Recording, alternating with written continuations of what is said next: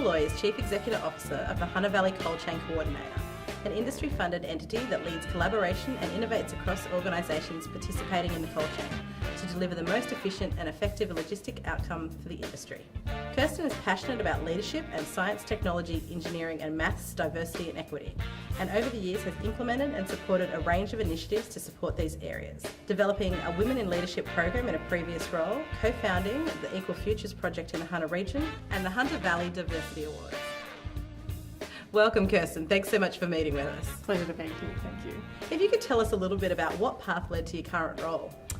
Okay, so if I kind of wind back to the beginning, I studied science, so that's what I wanted to do from school. So I studied at a university, did a PhD in chemistry, but decided I would prefer probably to be in industry than pursuing sort of more an academic career. So I joined Orica as an R&D development chemist, so I worked in the research and development area for about 3 years. But I had decided I wanted to be out of the lab, being a chemist, within 5, and the industry was in downturn and the organisation actually had gone through a lot of change, and having a broader skill set and transferable skills across industries seemed to be something that was important, as well as interesting at the time. So I moved into a marketing role, so it was sort of a sideways move into marketing from the technical stream, and that sort of kicked off my career in a far more commercial direction. And I had a series of different commercial roles over the years in marketing, sales, executive sales, and I did an MBA as well during that time. And my last role at Orica after 16 years there was running the South East Australian business unit for mining services. So ended up running one of the businesses there, running P&L. And I then, and that's when I moved into the role I'm in now, which is the CEO of HVCCC. And I was motivated to do that because it was, I guess over the course of my career, I'd dealt with lots of complex problems. I'd been in the mining and sort of commodity business for a long time, so I knew a fair bit about it. I'd had a lot of exposure to supply chain, leading change, collaboration, working across cultures and organisations, and I thought they were skills that I could take with me into the role at HVCCC.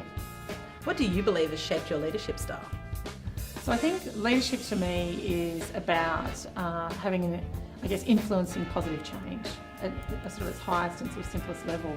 And I have, a very collaborative and participative leadership style, and I always have.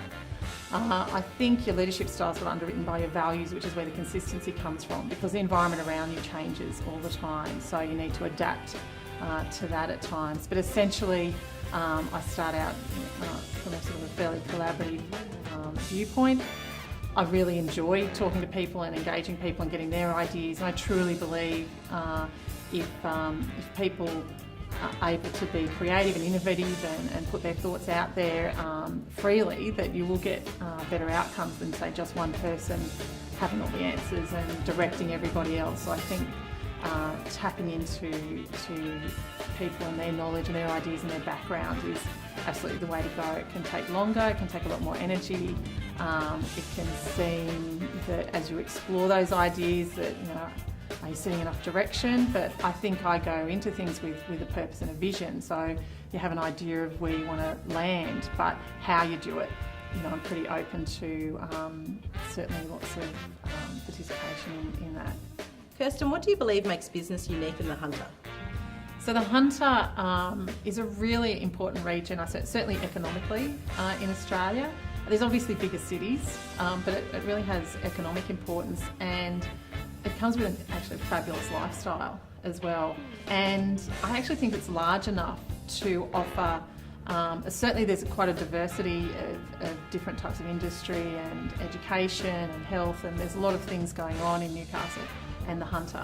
And so I think it's actually big enough to be world class in a range of areas, and to be an innovative and exciting and creating and challenging place to work, as well as a great place to live. And I think there's some really interesting examples, because we're big enough, but we're also small enough that you can really get across sectors or get intensities within sectors of focus that really will mean that we're kind of punching above our weight. And I think there's some great examples, and HMRI is one. It's a fantastic collaboration between New England Health and the university, which is very much supported by the community. I think it's quite unique in its construct. And speaking to people in academia from places like Melbourne, they were admiring the fact that we have something like this in Newcastle. So it really does start to enable us to set ourselves apart.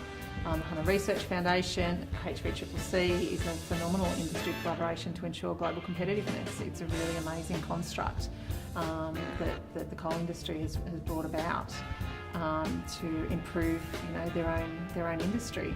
So, and we've got, the University of Newcastle, and there's a single institution, so that can then enable sort of real focus on the type of education that we need for this region, so that we can have an exciting and, I guess, innovative and creative work environment and workforce in such an incredible place to live. What have you learnt about leadership in your career? I think I've learned a reasonable amount. I think there's lots more. It's just never ends. There's always more to learn. And again, I think that ability to influence positive change sounds really simple, but it's actually really, really hard. And as you move into kind of, I guess, more senior roles, a lot of the decisions aren't black and white. They can be very ambiguous. It can be very difficult to know the right answer, and sometimes there's no right answer, and it has to just be a compromise. So, and again, at the end of the day, it comes back to your values and being consistent in applying those in every situation. But there's no checklist either. You see a lot of those things. These are the 5 things that the great leaders do, and they may well be, but just doing those things won't necessarily make you a great leader. So there's loads of checklists out there. So there's no checklist. It depends a bit on the circumstances. I've talked a bit about being highly collaborative and highly participative. But in a crisis, you need to move into a different mode. You need to be more directive, you need to micromanage, which is definitely not my style, but in certain situations you have to do it.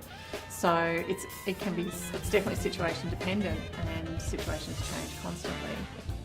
And to finish today, what local business person do you find inspiring?